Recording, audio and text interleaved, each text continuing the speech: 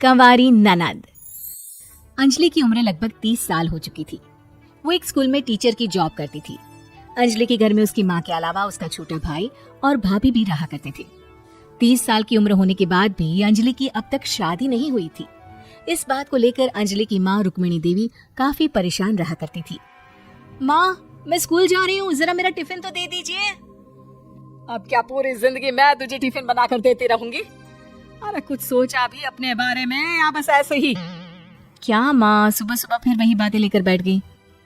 माँ गलत क्या कह रही है अंजलि दीदी? इतनी उम्र हो चुकी है आपकी, माँ कब तक आपकी सेवा करती रहेंगी? भाभी, मैंने माँ को कब कहा कि मेरी सेवा करो? वैसे भी अपना टिफिन मैं खुद तैयार कर लेती हूँ, बस टेबल से उठाकर देने को ही तो कहा था। वैसे अंजलि दीदी, देखा जाए तो टिफिन उठाकर देने की उम्र तो आपकी है। आपका अपना घर परिवार बच्चे होते तो ये जिम्मेदारी आज आप पूरी कर रही होती। एक बात मेरी समझ में नहीं आती, अगर मेरी शादी नहीं हुई तो इसमें मेरी क्या गलती है और तुम सब लोग मेरे पीछे क्यों पड़े रहते हो? अरे कुछ कहना क्या, पीछे पड़े रहना होता है। अपने छोटे भाई को देख, तुझसे 3 साल छोटा है लेकिन 2-2 बच्चे खेल रहे हैं आंगन में। मुझे आप लोगों की कोई बात नहीं सुननी, जा रही हूँ मैं। और आप में से किसी को मेरा कोई काम करने की जरूरत नहीं है, मैं खुद संभाल लूंगी। इतना कहकर अंजलि वहां से चली जाती है। शाम को जब अंजलि अपने स्कूल से लौटकर घर वापस आती है तो उसने देखा कि पड़ोस वाली निर्मला चाची वहां पर बैठी हुई थी। क्या बात है अंजलि बिटिया, नौकरी करके वापस आ गई?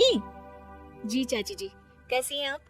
मैं तो ठीक हूँ बेटा, तुम बताओ शादी के बारे में कुछ सोचा या नहीं?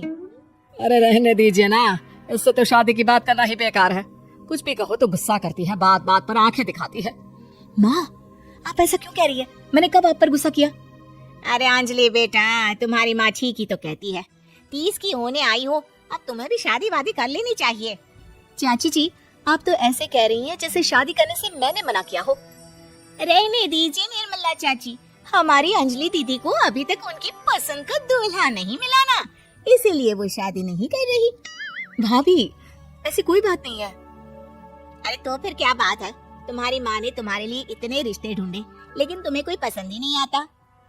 क्या है ना चाची जी, हमारी ननद रानी नौकरी जो करती है ऐसे ही थोड़ी ना किसी को पसंद कर लेंगी।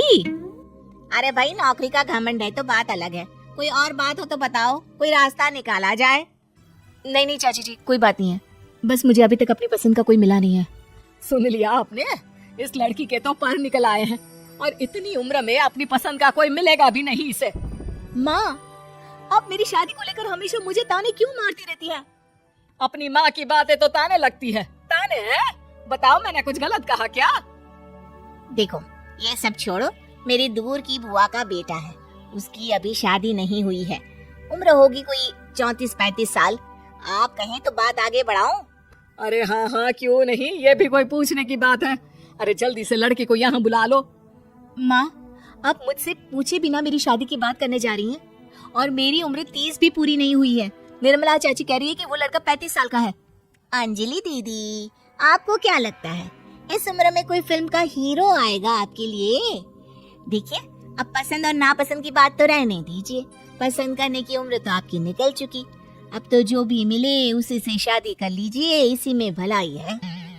तेरी भाभी बिल्कुल ठीक कह रही है, अब जैसा रिश्ता मिले उसके लिए हाँ कर देना ताकि हम भी गंगा नहाए। ठीक है, चलिए मैं उस लड़की को कहती हूँ, वो कल ही अंजलि को देखने आ जाएगा। अगले दिन निर्मला चाची के दूर का रिश्तेदार अंजलि को देखने उसके घर आता है। उसका नाम था अजय। अंजलि जी, तो आप नौकरी करती हैं, वो भी स्कूल में? जी हाँ, मैं स्कूल में टीचर हूँ। हमारी बेटी बहुत होशियार है। अरे पढ़ने लिखने में इतनी होशियार है, इसीलिए तो इसकी नौकरी लगी है स्कूल में। हाँ हाँ ठीक है आंटी जी, जरा मुझे भी तो बात करने दीजिए आपकी बेटी से। जी पूछिए ना, क्या पूछना चाहते हैं? अंजलि मैडम, ये तो बताइए कि आपने अभी तक शादी क्यों नहीं की? बस ऐसे ही, कहीं कोई रिश्ता पसंद नहीं आया इसलिए। लेकिन क्या मैं आपसे पूछ सकती हूँ कि आपने शादी क्यों नहीं की? अंजलि, क्या कर रही हो तुम? लड़कियों को इस तरह की बातें नहीं शोभा देती। रहने दीजिए आंटी जी, आपकी बेटी काफी पढ़ी लिखी है, मैं उनके सवाल का जवाब दे ही देता हूँ। वो क्या है ना, मुझे भी अभी तक अपनी पसंद की कोई लड़की नहीं मिली। अच्छा अच्छा, कोई बात नहीं। वैसे आपकी तनख्वाह कितनी है, कितना कमा लेती है महीने का? जी यही कोई 25,000 महीने। बस 25,000? इतने से क्या होता है? इतने से तो आजकल घर भी नहीं चलता। आपके कहने का क्या मतलब है? अरे मैं तो ये सोच कर आया था कि नौकरी वाली लड़की है, आराम से 40,000 कमाती होगी। माफ कीजिएगा, आपका और मेरा रिश्ता नहीं हो सकता। जी कोई बात नहीं, मुझे भी आपके साथ शादी करने में कोई इंटरेस्ट नहीं है। अंजलि, किस तरह की बात कर रही हो?